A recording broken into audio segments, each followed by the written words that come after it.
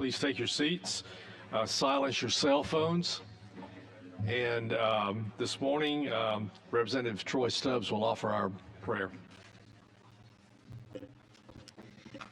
Our Heavenly Father, we are grateful for this opportunity to gather this morning. We are grateful for our safe travels to arrive here today, and we ask you to bless those who are traveling here in the weather, that they might arrive here in a safe manner. We ask you to bless our proceedings this day, that we might have clear minds and open hearts, that we will be willing to listen and observe and be mindful of those that we serve. We ask you to bless us all with peace and happiness and safety and good health. And this we ask and pray in Jesus' name. Amen.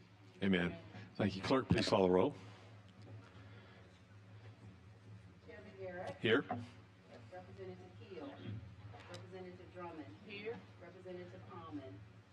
Representative Baker. Here. Representative Chestnut. Representative Collins. Here. Representative Colvin. Representative Daniels. Representative Ellis. Representative Faulkner. Representative Lawrence. Representative Lovern. Representative Stubbs. Representative Wood. Thank you. We do have some members that have bills in committee as we speak, and some members that are going to have to excuse themselves because of bills they have in committees. We do have 3 bills today plus some presentations, so we want to make sure that we get through all of those and spend proper time on those. First, let's recognize visitors. I understand that we have a page, Jeb Roy. Or Jeb, are you here? Yep, there's Jeb. Jeb is a 10th grader at Prattville High School, the guest of Speaker Ledbetter, and the nephew of Miss Daisy Goza in the Speaker's office. Welcome, Jeb. Thank you. We also have with us a new person to recognize, which is our new intern, Sarah Beth Weinberg. Now you say, I thought we had another, and Senator Gudger is very active in the transfer portal. So, we have now gone to the portal, and we have recruited Sarah Beth from the Speaker's office. She's at Auburn University, majoring in law justice, and she's from Johns Creek, Georgia. So welcome, Sarah Beth. Representative Baker has a guest. Thank you so much, Mr. Chairman. I would ask that Superintendent Eddie Tyler, if you don't mind, if you'll stand for a moment. Very proud to have Superintendent Tyler with us here this morning. Just outstanding educator, was an outstanding coach, but just even more than outstanding person. Thank you so much for being with us. Welcome. Thank you. Also see in our midst former Representative Proncy Robertson. Proncy, great to see you today. Welcome back. Clerk, please call the first bill. House Bill 205 by Representative Carrie Underwood. Representative Underwood, you're recognized. Thank you for the recognition. This bill is almost technical to its core of all that we've had before. It's basically the passage of recent exemptions with use tax. We're putting together both the sales tax and the use tax kind of in the same categories. LSA, Fiscal Division, and the Department of Revenue discovered that they were not properly included as being similar in the code itself, and this simply puts them together so that they are treated similarly going forward from today and going forward. So this is a technical one-line a change in the code. Representative Underwood is the only CPA in the Yes, sir. in the House. I can't tell you how much I appreciate this technical bill. So. You appreciate the detail of it, right, sir? Absolutely. Well, they give me the hard ones. There's a lot of words that's changed in this, and they gave it to me because of the difficulty, I'm sure. It's like 6 words. So. I entertain a motion. Representative Collins moves in favor of report. Second, Representative Drummond. All in favor say aye. All opposed? Thank you. Clerk, Thanks, please sir. call the next bill. House Bill 226 by Representative Danny Crawford. Thank you, Karen, Mr. Chairman, members of the committee. HB 226 deals with the property tax exemption. There's exemption on the books now for 100% disabled person for property taxes. This extends that exemption to the surviving spouse, as long as the spouse doesn't remarry and stays in the same home. So this is for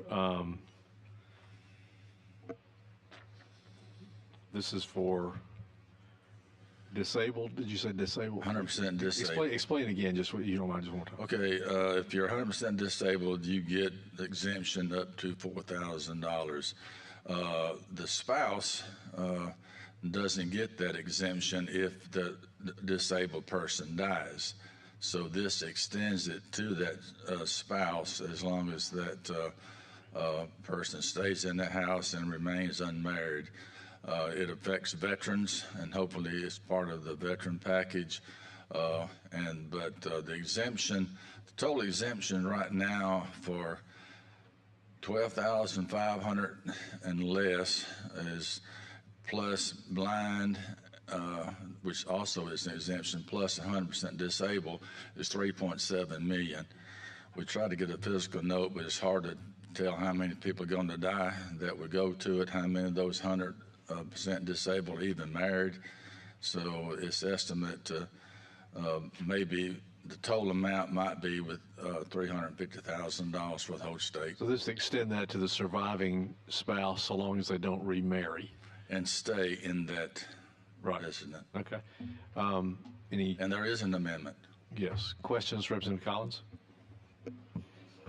As I was reading it, your explanation made it a little bit more clear too. So, because I was thinking, are they not on the mortgage? How is this? But it's because the one that was disabled has passed away.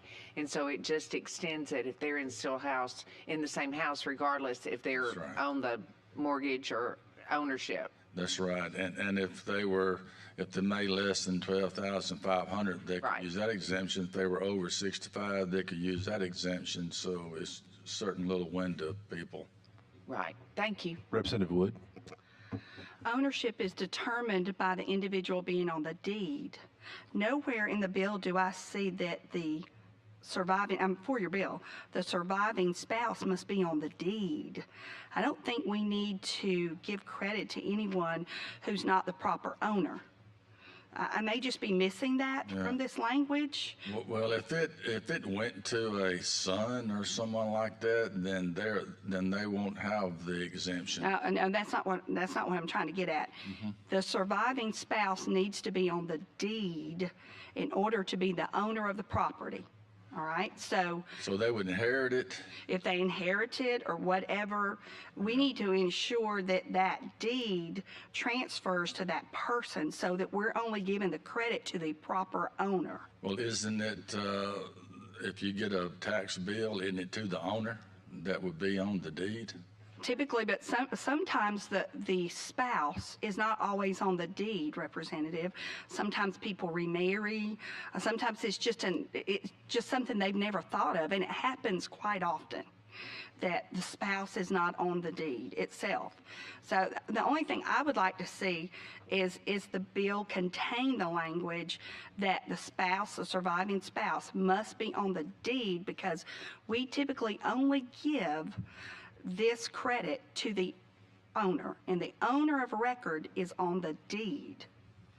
So Okay. I just didn't see that in the bill, and I just wish you would ask that question. It looks to me that I'm reading body language from Representative Almond and Chestnut, who are lawyers. You said you agree with that point?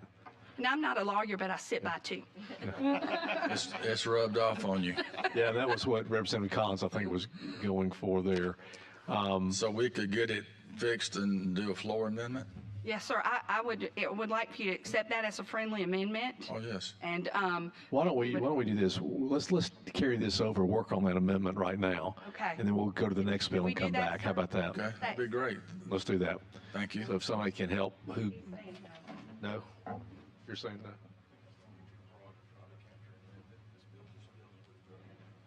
because don't you agree with that? I don't see that. I don't know.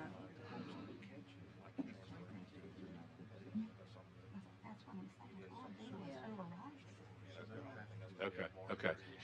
Okay. Sounds like this may be more of an issue. It may not be an issue, but it may be an issue we've got to understand, I think is what he's saying. So let's carry this bill over till next week, and let's work on these questions here and resolve it.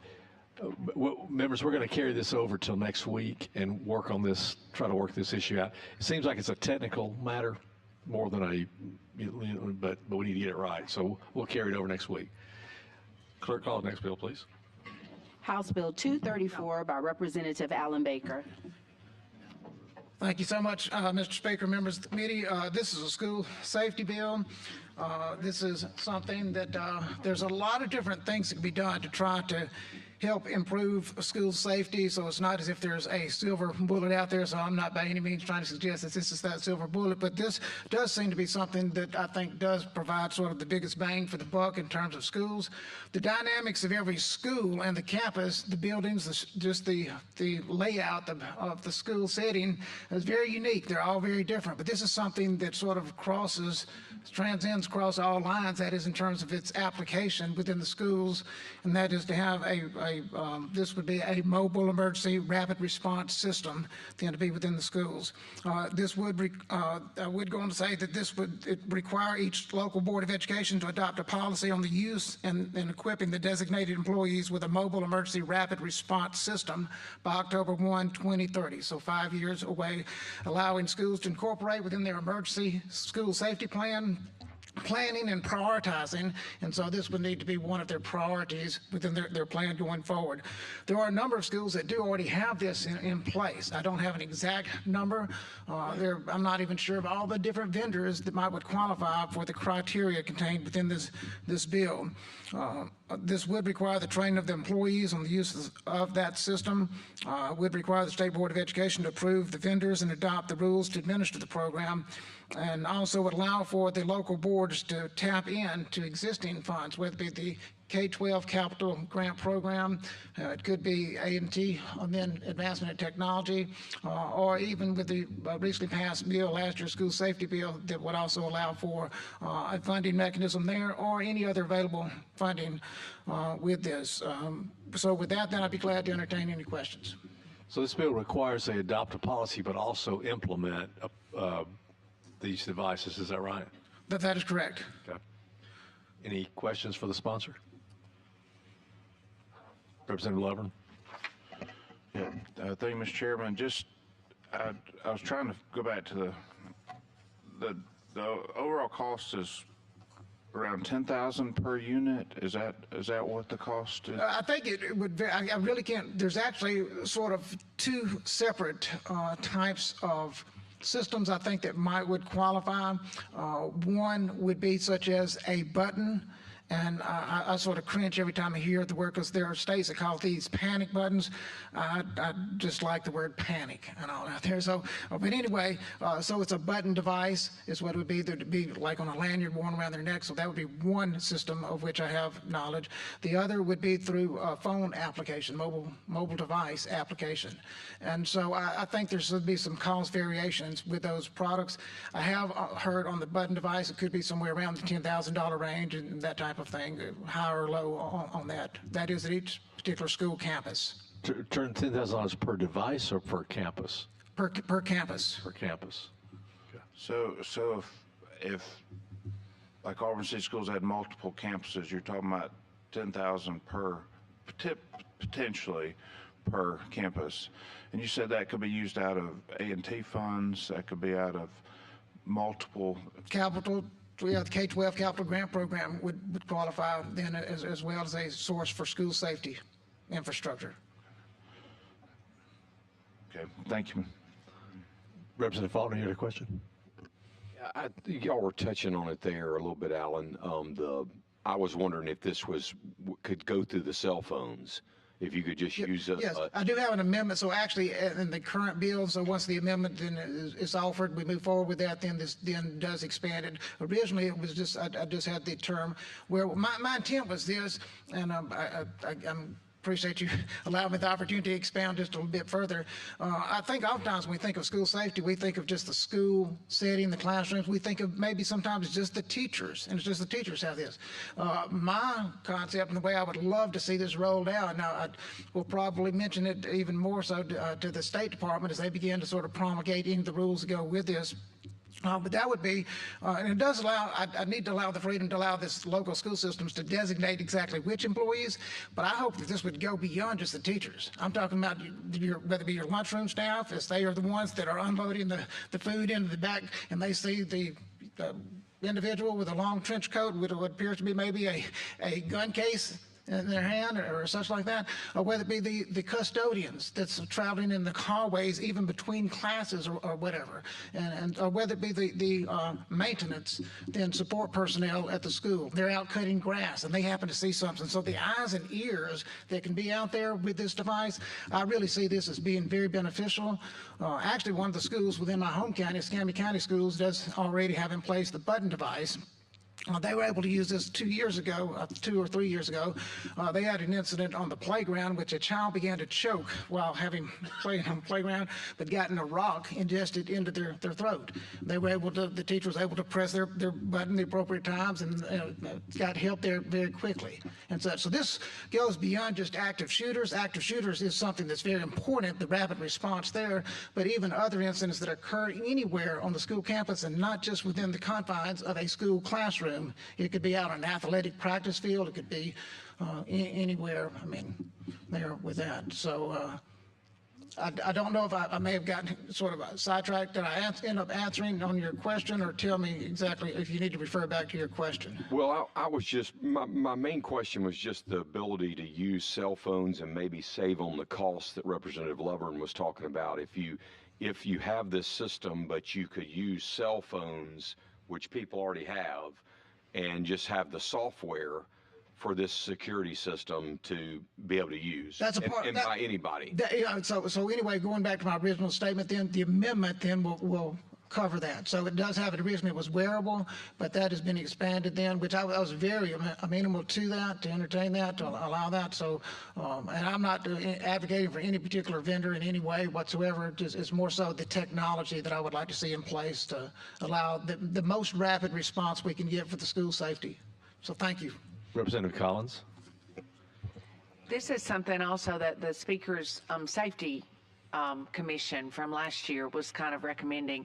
I do want to say, though, I've heard from my local safety person at Decatur City Schools, and he's concerned it has much closer to $1 million cost. So it may be just the vendor he's looking at, but he's actually got an estimate that he got. So I did want us to be aware that it has, and it's probably the way you're using it. Potentially, if you use just an app on a phone, like Representative Faulkner mentioned, it might not be as much, but it's, I can see that it would be especially valuable to teachers that are with a larger group of students and maybe not in the building, like a PE coach or something like that, and there's some even health emergency or something. Exactly. And you can't leave the child, but you need to go get help. So I do recommend it. I think it's good. I am concerned about the cost. Okay. I would say in relation to the cost now, and I don't have any fiscal note on this, so I don't want to put Dustin on the spot either in regards to this. As this, a similar bill to this was Alyssa's Law, that in which that's part of what will be incorporated as well on the amendment then. So, which initially that wasn't necessarily the premise for my pushing for this, but it is something that I have accepted. But it was where I was told that on the bill, the Alyssa's Law last year, I think it was Representative Treadway was carrying that bill, but what I did hear, and there was to be funding that was to go with that, and that was expected to be statewide for schools to be outfitted, and the cost that I'd heard was $20 million. That was statewide. That was statewide. So that part, I don't, once again, I cannot validate that, but that was the information that was shared with me based on last year's bill that was dropped. This requires adoption and implementation by October 1, 2030. What's magic about that date? Nothing magic about that day other than the fact that I felt that schools needed time. There's a number of schools that already have this in place. So with the roughly maybe 150 school systems, I know that there's, with the button devices, I did receive, I guess, a list of schools that have that, and I think it's maybe 25 that have that. Those that might already have something with a phone app in place, which I don't know all the companies that are part of that, so I don't really have any way to know on that, but there's a number of school systems that already have such in place. But it's more so just allow schools to have time to prioritize and incorporate this into their school safety plan as a priority, as there are some funding outlets already in place. I don't want to put him on the spot, but Dr. Mackey, you are here. Do you have any opinion about this or thoughts about this?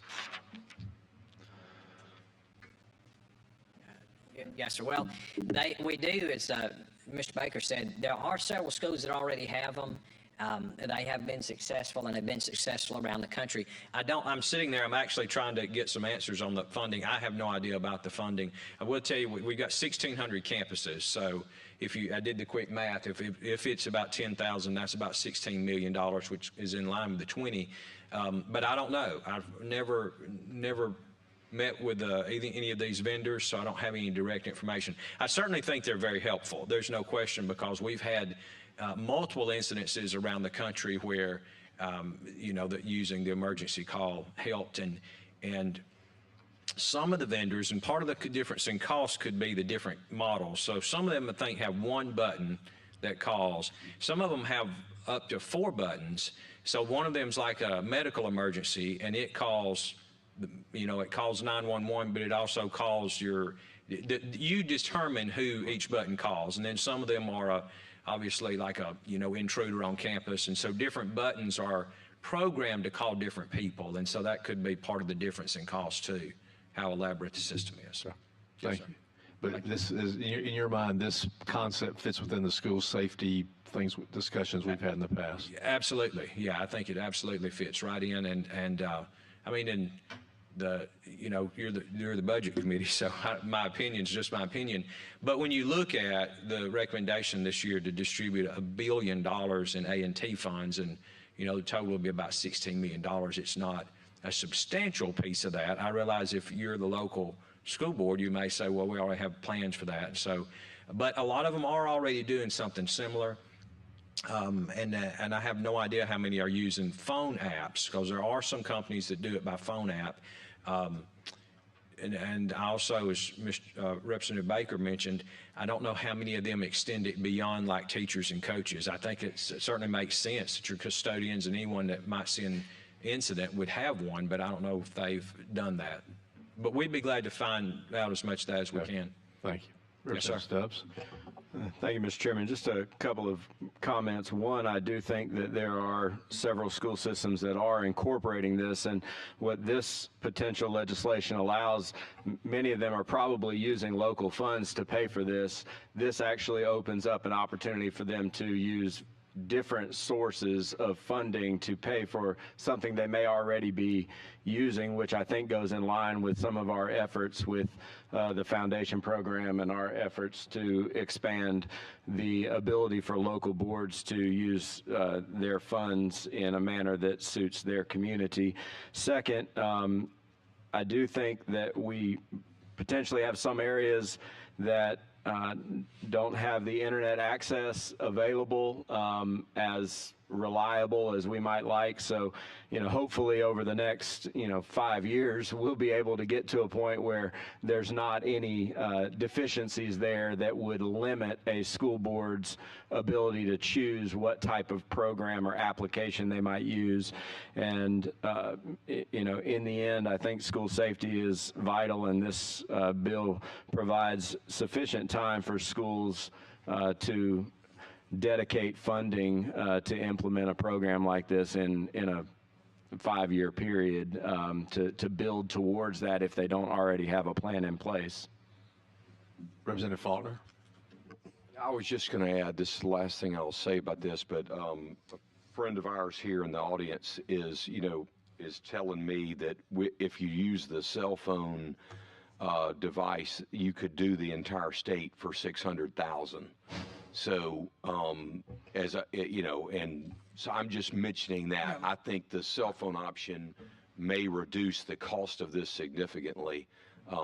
But you'd obviously, want to weigh the different options. And if, like you were saying, Representative Stubbs, if there was internet issues, I'm sure it could be different for each school. But I do think you'd have tremendous cost savings if you did it through people's cell phones. Regarding the internet, and Dr. Mack, I don't want to put you on the spot or others, but of course, several years back then was where all the schools were hardwired and such. So I don't know, are there any systems that are lacking with the internet now? So, Mr. Chairman, is that okay if I answer Yes, that? please. Yeah. So, all of our schools do have Wi-Fi access. So now it depends on where you are. So most of these systems, to my knowledge, work off of Wi-Fi systems. And so if you're connected to the Wi-Fi, they would work. You know, as has been mentioned, though, we have issues. So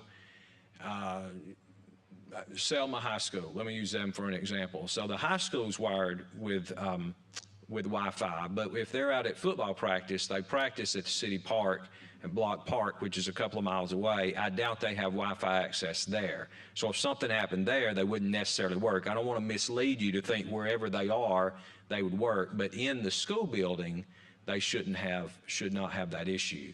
So. How many employees do we have statewide? We have about 95,000 employees, about 55,000 teachers, and 40,000 support. Okay. Okay. Yes, sir. Representative Colvin. Thank you, Mr. Chairman. Is the back to the cost, is this, whether it's 600,000 or 20 million, is that the initial setup cost, or is that on an annual basis for the service?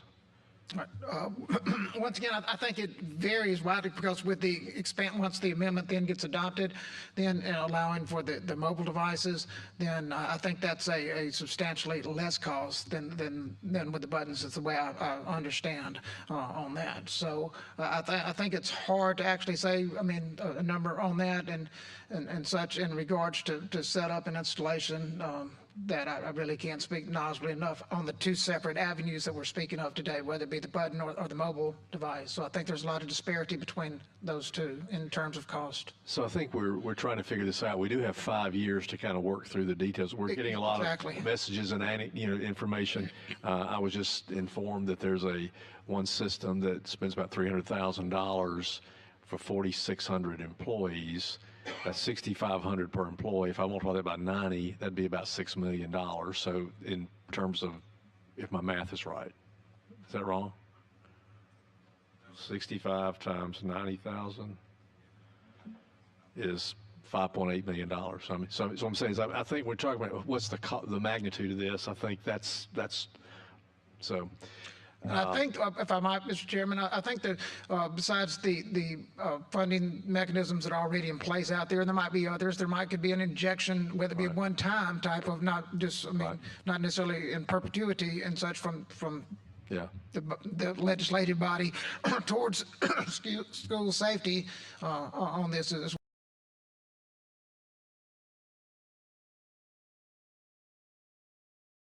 To incorporate. Okay. So we do have one amendment, is that right? Or it's one amendment, Representative Collins.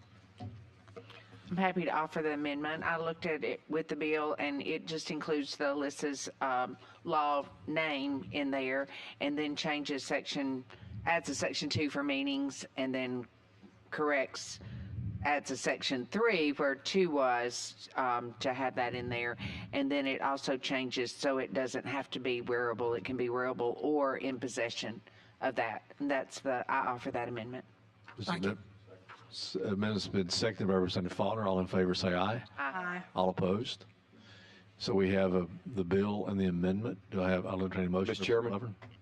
Representative Faulkner. Yeah, I was just going to make a mention, if I may, to Alan, former Representative Proncy Robertson I believe, has a technology that would be very cost effective. And I was just going to hope that after we pass this, assuming we will, that you would get with him. He and I've actually, going back to last week, had tons of conversation, and then as well, yesterday we met as well in regards to this amendment as well. So he and I have had then caboodles of I guess, dialogue, and we'll continue that dialogue. Thank you. Representative Lovern. Thank you, Mr. Chairman. Just a question for my own curiosity. I know some of these contracts you can pay up front and get a 5-year, 10-year, however different contracts work. If we use A&T funds, just for my own knowledge, is that allowed for recurring expenses, or is that for one-time expenses? Not for recurring expenses. It can just be used for a one-time expense. Okay, thank you. Mr. Chairman, Representative Stubbs. at the appropriate time, I'd like to give the bill a favorable report as amended. Is there a second? Second, Representative Faulkner. Any discussion? All in favor say aye. Aye. All opposed? Bill's given a favorable report. Thank you, sir. Mr. Thank Chairman, you, committee, members of for your the committee. diligence, and thank you for all the input. Dr. Mackey, thank you for responding when we put you on the spot. Won't be the last time, I'm sure. Now we have several presentations that I think would be interesting. First, I'll recognize Neah Scott with RSA to talk about PEEHIP. Good morning, everybody. Thank y'all for letting me present this morning. I always appreciate the opportunity, but it's very timely due to the increased funding request that PEEHIP has. So I'm going to kind of run through a couple of my slides. I'm not going to go through everything. If you have a question about something that I don't touch on, please stop me. And then we'll kind of get into a little bit more about the funding request itself and the reasons for that. Copy of the presentation in your binders, committee members, as well. So most of y'all are familiar with PEEHIP. We provide the health insurance for active and retired education employees and their dependents. And PEEHIP is governed by the same board as TRS, which is why PEEHIP is under RSA. This is kind of a breakdown of our membership. This is the members with hospital medical coverage. We also offer some optional plans, flex plans, some other things. Total membership is about 355,000. So it's a large membership. So how are we funded? You set a funding rate in the budget that is a per member per month amount. And it's currently at $800 per member per month. And then the members also pay in premiums and those are the main funding sources for PEEHIP. And this is kind of a breakdown of those funding sources in dollars. So the employer contribution for fiscal year 24 was $1 billion.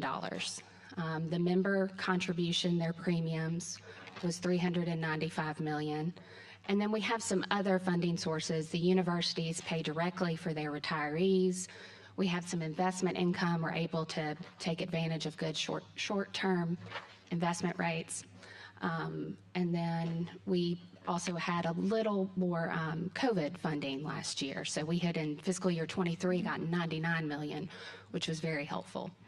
So, yeah, okay. So just to look at this slide, go back here. So 68% of the cost is being paid by the state, 27% by the employee. Correct. And I think those percentages stay pretty static.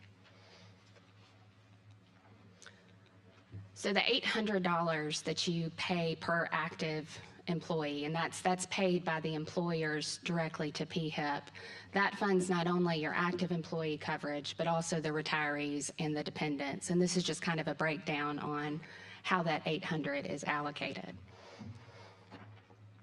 And I'm gonna skip around a little bit. I didn't put my slides in the right order for the presentation. So I want to talk about the Retiree Healthcare Trust because that's going to come into play this year for PEEHIP as well. So that trust was created in, I think, 2007 to help pre-fund healthcare because at that time, the accounting rules changed to where you had to book your liabilities for retiree healthcare. And so the trusts were created as a way to offset that liability. And there's never been any member money put in the trust, and there's never been any direct funding from the legislature. So it was funded by 2 one-time transfers back in 2007, 2008, and has just grown from investment income. And so the current balance is $2.357 billion. So the initial corpus came from where? From the RSA funds? Or From PEEHIP. PEEHIP. I think, and this is where our CFO could correct me, but I think it was some EGWIP monies, something at that time that we had. Okay. Was the rare times when there was extra money with PEEHIP. And so the statute itself says that the money in the trust can only be used for retiree health care. And you can only use up to 10% of the market value of the trust in a year for the retiree health care. And so back in the last time we withdrew money was back in 2015 and 2016. We were also having some funding issues then. And I think it was 92 million in 2015 and 32 million in 2016. So let me go back to what we spend the funding on. So this is the breakdown for fiscal year 24. We spent $1.486 billion in healthcare costs. Most of that is for active hospital medical. And then you've got your pharmacy, which is for actives and non-Medicare eligible retirees. What I'm really going to talk about today is that light blue portion, the MAPDP. So for fiscal year 24, we spent $57 million. And that was probably the lowest amount we've ever spent for that category of health care. So the MAPDP is the health care for the Medicare eligible retirees. So PEEHIP uses a Medicare Advantage prescription drug plan. It's a fully insured product that we use a vendor for, and the vendor is able to give us a better deal because they use our risk scores to draw down more federal money for the program. So we have had great success with the MAPDP program through fiscal year 24. That changed recently. So there's kind of two things that happened. The Inflation Reduction Act greatly increased the prescription drug cost for Medicare retirees. It kind of shifted some of the burden to the plans themselves. The second thing is CMS changed how they fund these type of plans. And so because of these changes, our cost for fiscal year 25 is going to go from 57 million to 240 to 250 million. So that's a big increase all at once. And that's a main driver of our funding request that we're coming to you with this session. So on top of that, as you can... Those are both changes to federal level, is that right? Yes, they are. They are. So you can see the Medicare Advantage change, kind of the shifting of the decrease in federal funding, the increased cost is driving a lot of the PEEHIP healthcare cost increase. But there's healthcare inflation, healthcare costs are going up generally. And so you can see we're kind of projecting some large increases through 27. And because of all of that, we are asking for an increase in the employer contribution rate for the first time since 2017. So we have been able to manage the program with level funding for 9 years, but because of the Medicare changes, we are unable to continue to do that. And so what the board considered, I guess, I can't remember which meeting, Dr. Mackey's still here, this past, I think, fall, was to request an increase in the rate from $800 per member per month to $904, which equals an additional estimated $124 million in funding. At the same time, because this isn't all the money that the plan would need to fund the projected healthcare cost, they authorized the withdrawal of up to $119 million from the retiree healthcare trust that we talked about earlier. And the hope was, I mean, all the CMS changes and the Inflation Reduction Act had kind of hit, we were still trying to wrap our arms around it, and the hope was maybe some of that would change. Maybe we would be able to, the vendors would come up with some different ways to address it. We are about to put the MAPDP contract back out to bid. We are not as optimistic that we're going to be able to cut down some of those costs. And so we're also looking now to, what's going to happen in the next year. How do we fill in that $119 million hole that we're going to plug with retiree healthcare trust money? In the meantime, what the PEEHIP staff is going to continue to do is work through that RFP. And I say the PEEHIP staff, the PEEHIP director, assistant director, our CFO, they are tirelessly working to see how they can manage these costs. It's not just with the MAPDP. They do a lot of pharmacy work. They do a lot of things on the hospital medical side. And so they're going to continue to do that as part of the efforts to keep those costs down. And that's kind of all I have. So the governor's budget reflects the request that you presented, is that right? Correct. And then the other thing I'll mention is that you mentioned this MAPD group. You're about to do an RFP. The RSA has spoken with both Chairman Orr and I about that particular section. Right now, the RFP typically goes out for a 3-year contract. Other states are doing a 5-year contract for those retirees, and they're getting better cost on the 5-year RFP than a 3-year quote. Is that correct? Correct. So I filed a bill yesterday, and I think Chairman Orr did as well, that would allow them the opportunity to do a 5-year contract for that retiree portion. Is that? Yes, and we're very appreciative of that. In our law, we have to renegotiate our bids every 3 years, which we think is a good practice.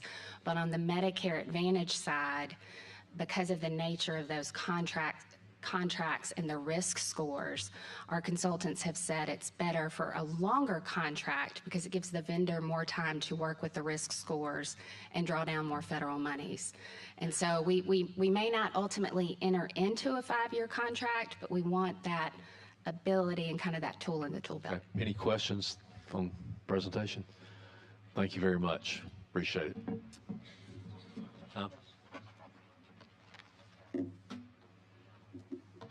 Yeah. Okay. All right. Thank you. Next, we have 2 presentations I'm really eager to hear. One would be from, there were 2 pilot programs in Montgomery that we funded and as a part of the education budget, and we want to hear a report on the progress of those. First, I'll recognize Representative Philip Ensler to discuss the situation with the conflict resolution student pilot program in Montgomery Public Schools. Representative Ensler. Thank you, Chairman Garrett. Good morning, committee members. Thank you for having me here this morning. I know I spoke about this last year, and this is just an opportunity to give an update. I have a few slides, so if we can, whoever's controlling them, if we can go to the net. Is that for me to click here? Oh, perfect. There we go. Great. So just an overview. The last 2 years, this committee, and of course, then the whole legislature has funded it. This originated, for those who don't know, by way of background, after college, I did the program Teach for America here in Montgomery and taught at what was Lee High School, now called Percy Julian. And a big challenge we faced at times was working with students that had a high rate of disciplinary issues. On a very somber note, I've, in the years since I taught, have lost over 10 of my former students and their classmates to gun violence. So this has been something that teachers, families, counselors at the schools have all said, well, are there ways that we can implement conflict resolution in our schools?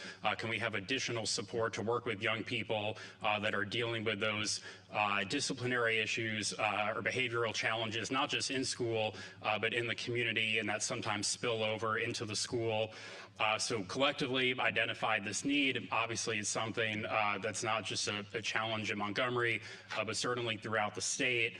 But what the school counselors and a lot of my fellow teachers found was that there was a high correlation between students who were getting suspended or having disciplinary issues and then absenteeism or truancy.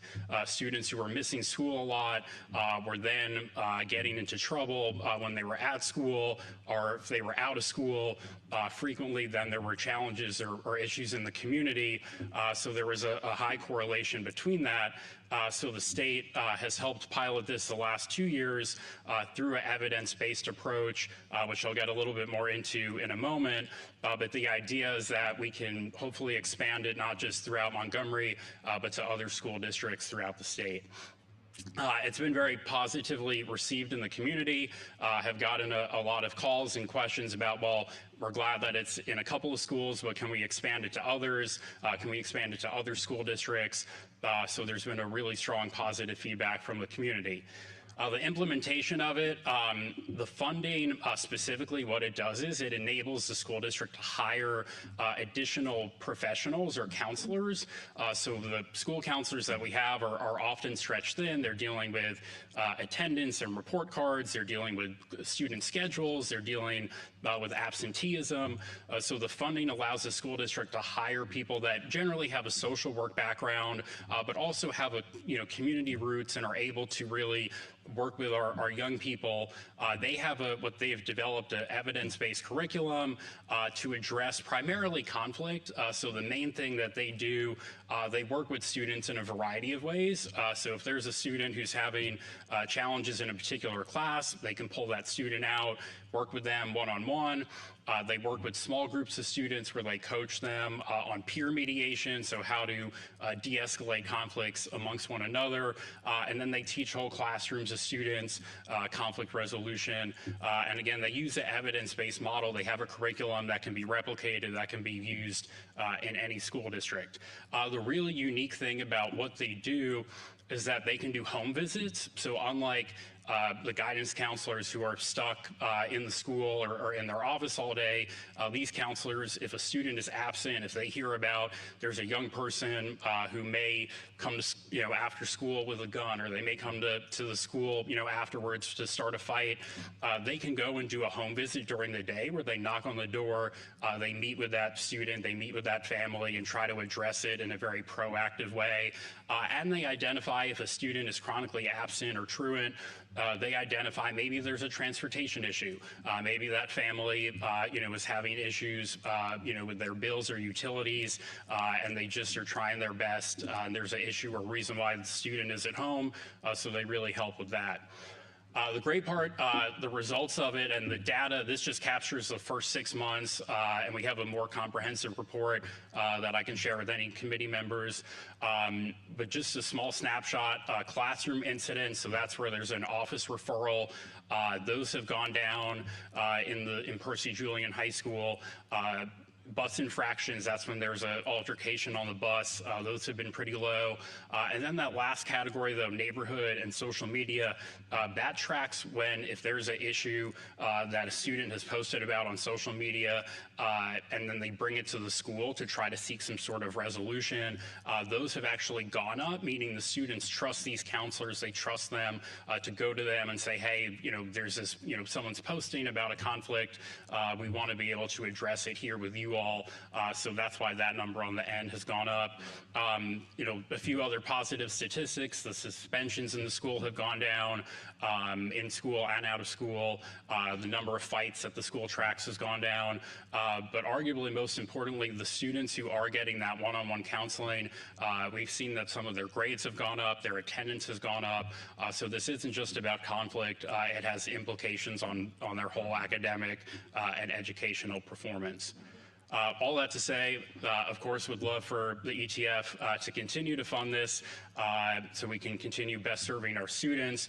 Would love to see it expanded throughout the state, and just really wanted to thank you all for supporting it and believing in it.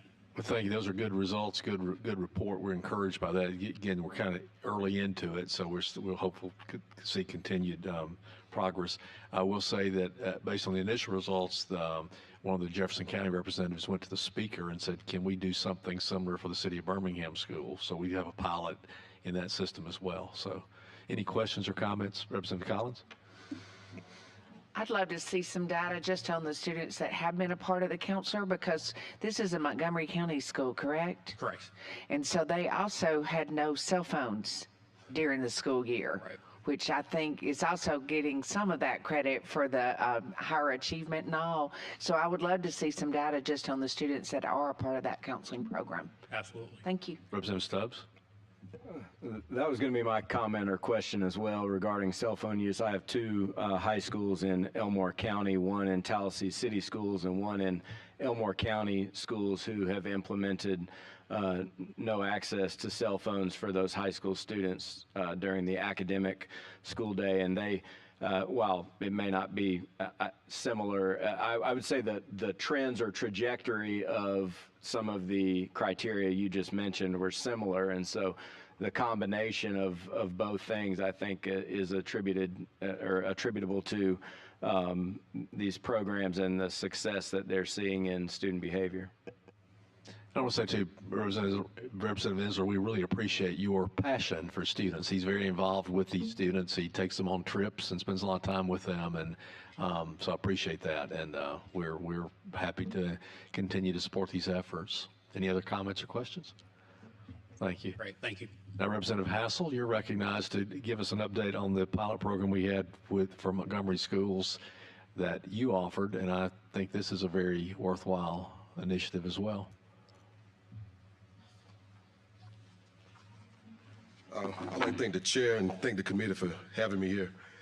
I got to be brief. I got to go to the committee in about 8 minutes, but I'll let Tom McGregor, our director of the program, finish it off. But I just want to say about this program is, you know, this program gives kids hope, it gives them encouragement, and it also gives them vision. And when you give a kid vision and hope and they get encouraged, they do make better decisions. So I work with Young Life also. I've been in work for Young Life for 20 years, and I've always worked with high school students. And the thing about them, if you give them, like I said, vision and encouragement, they will make better decisions to do what they need to do. And so the Alabama Career Discovery Program, what it has is very transformative, and it also will help the workforce in Montgomery, also the state. I mean, we have kids that move a lot of other places. But I'm gonna let Tom McGregor give you the data.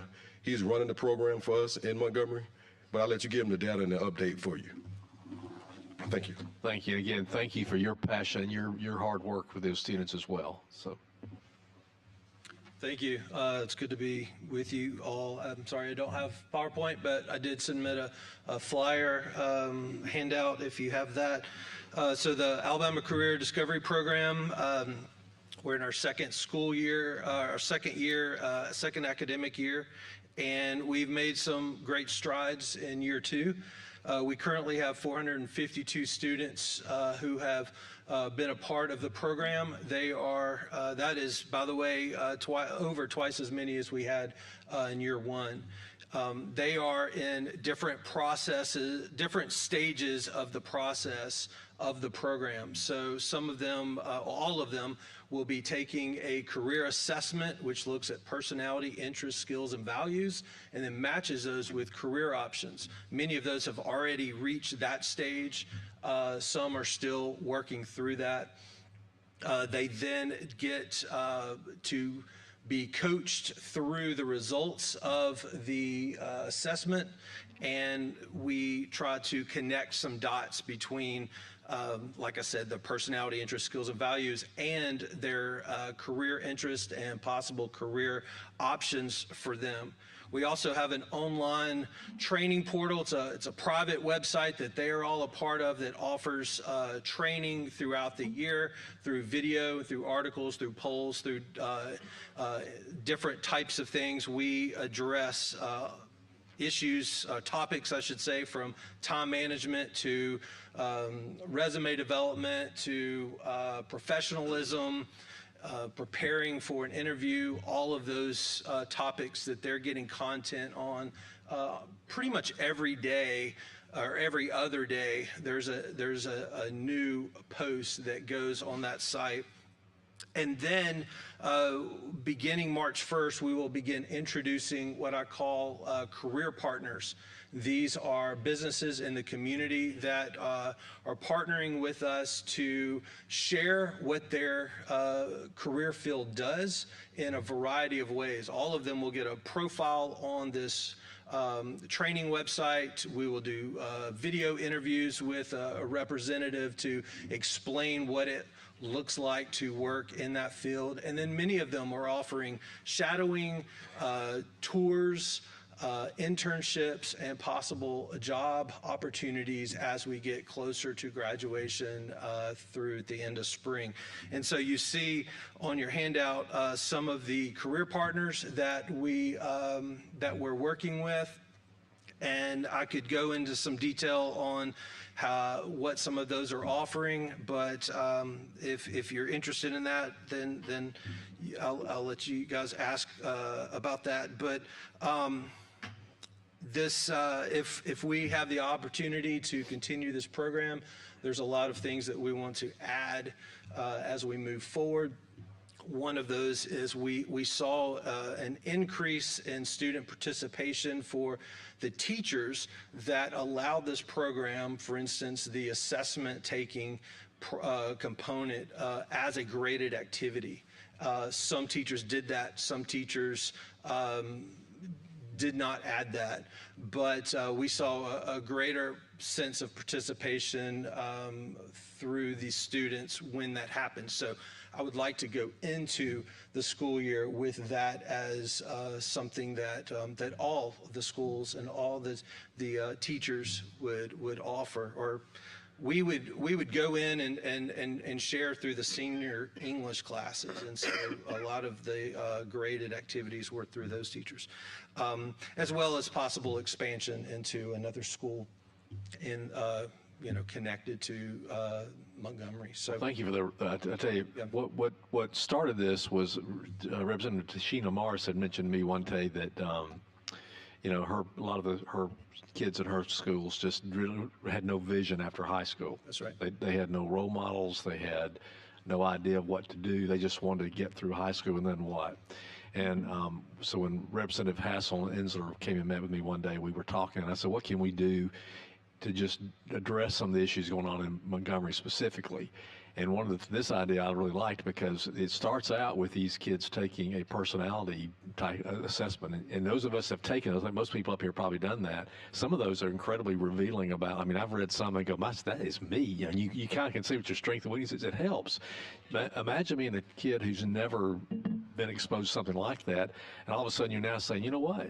This shows that you really have a mechanical aptitude, or you really are a people person. You're going to be good with people. It gives them some confidence about what their skills are and maybe what careers they might look at. And so now having someone like yourself in there to help guide them and connect them with people, that's a really good idea, I think. So we're pleased, and again, you've seen the program has doubled in the period, and I think it's catching on. So appreciate that. Any comments or questions from the members? Well, thank you very much for your work and your commitment. Really appreciate you guys. Thanks. Okay, so today we carried over the Representative Crawford's bill, and I would ask that the Representative Wood and Chestnut and Almond, if y'all would work with Representative Crawford and Dustin about how maybe we can address the concerns you had. I think those were valid concerns. Also appreciate the diligence on the Representative Baker's bill, because it's important that we do that. So we'll be, the budget is, we'll begin in the Senate this year, and as Chairman and I are already talking about different things. I'm meeting with a lot of people. Any of you have questions or concerns or thoughts about the budget, please come see me. Any other comments before we adjourn? Thank you. We stand adjourned.